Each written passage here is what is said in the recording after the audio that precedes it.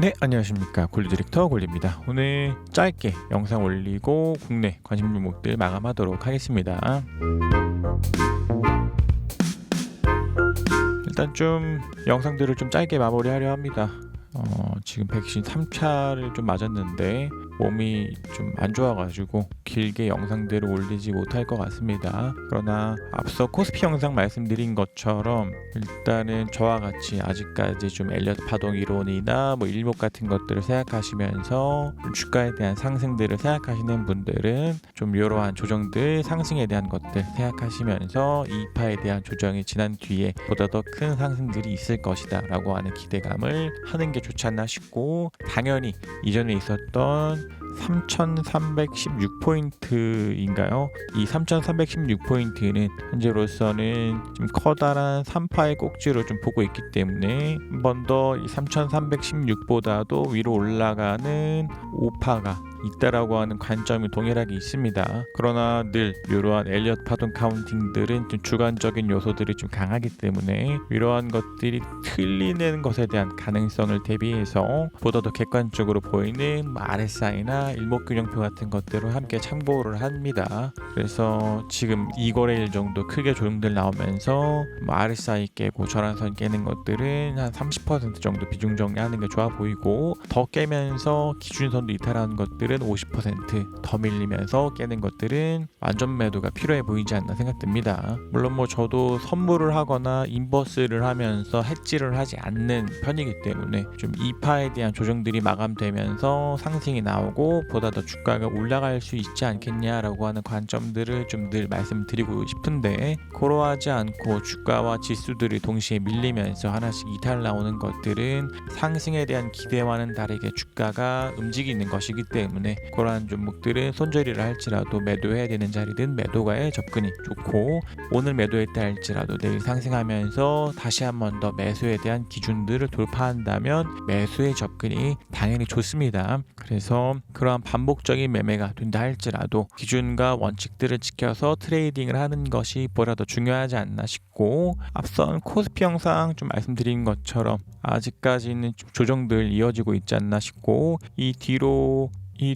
한 4파와 5파 정도로 미루어지는 조정들이 조금 더 있지 않을까 생각됩니다. 그래서 한 이번 주까지도 조정이 있을 것 같고, 다음 주 중반 정도 10일, 11일, 12일 정도까지 해서 어느 정도 조정이 좀 정리되지 않을까라고 하는 기대가 아직까지 유지되고 있습니다. 그래서 이곳에다 적어놓은 것처럼,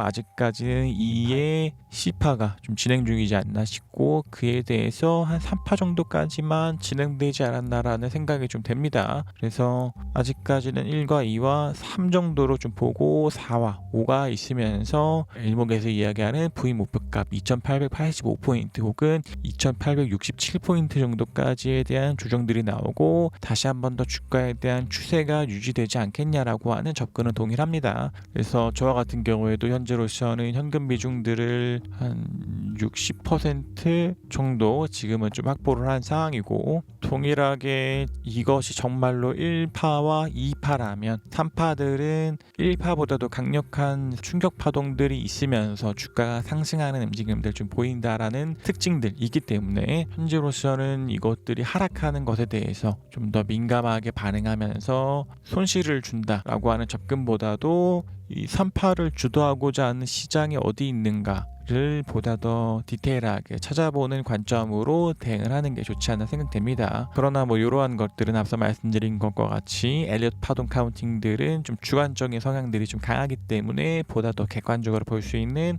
일목균형표나 RSI 같은 것들로 좀 함께 보고 있는 상황인데, 현재로서는 좀 지수들 이전에 있었던 3043포인트 정도를 찍고 지수들 밀리고 있음에도 좀 더 주가들을 좀 방어해 줬었던 운송 장비들이나 화학이나 철강이나 좀 이러한 것들이 좀 더 이 지수 3파들에 대한 주도를 하지 않을까라고 하는 기대감이 아직까지 좀 있습니다. 그래서 앞서 코스피 영상에서 말씀드린 것과 같이 1파들은 핵심적으로 삼성전자나 SK하이닉스 같은 반도체, 전기전자 지수들이 시장을 주도했던 것처럼 3파에 대한 주도의 섹터는 어디 있는가를 찾는 것으로 1월 중순부터 있을 것으로 기대되는 상승장들을 대응하는 게 지금으로서는 좋지 않나라고 하는 생각이 됩니다. 그래서 이전부터 현재로서는 2파의 조정 중이다. 그리고 어느 정도 기간적인 조정이 있고 난 뒤에 보다 더 큰 상승장이 올 것이다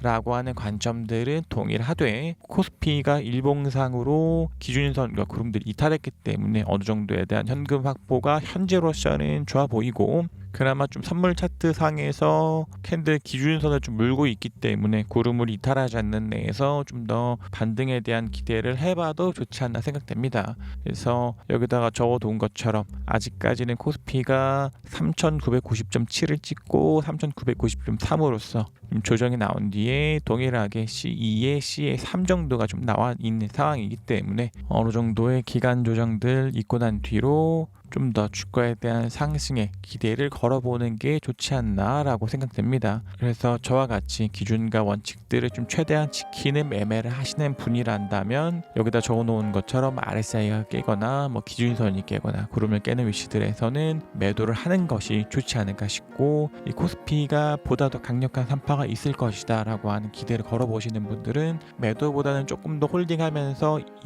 이게 기간 조정이 있고 난 뒤에 상승할 것이다 라고 하는 기대를 가지고서 보다 더 들고 갈 수 있는 그런 접근이 되지 않나 생각됩니다. 그러나 이 매도에 대한 이야기를 하는 것들은 늘 이러한 시나리오에 대해서 틀릴 가능성이 조금이라도 있기 때문에 저와 같은 매매를 하시는 분들이라면 이탈 나올 때는 매도고 돌파 나올 때는 매수를 하는 그러한 반복적인 매매를 하면서 시장을 대응하는 게 보다 좋은 매매가 되지 않을까라고 생각됩니다.